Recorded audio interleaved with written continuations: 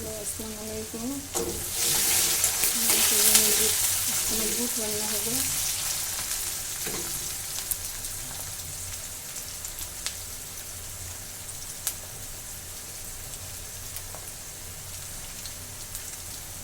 আদা রসুন দিয়ে দিলাম, জিরার গুঁড়ো,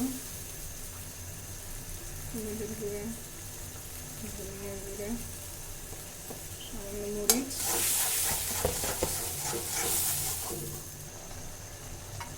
একটা দারচিনি, একটা তেজপাতা, যেটা কাঁচামরিচ দিয়ে দিলাম।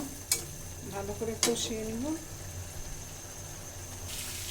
মশলা কষা হয়ে গিয়েছে, এখন এই যে বুট দিয়ে দিলাম।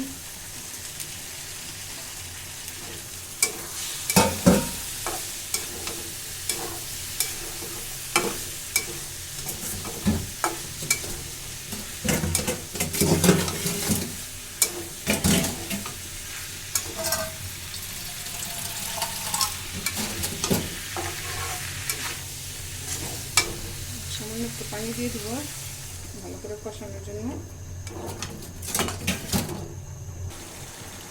এই অবস্থায় একটু সামান্য বেসনের গুঁড়া দিয়ে দিবেন। এটা মাখা মাখা হবে, খেতে ভালো লাগবে।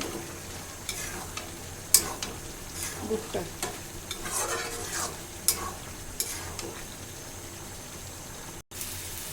এই দেখেন, আমার বুটটা মাশাআল্লাহ কি সুন্দর মাখা মাখা হয়ে গিয়েছে।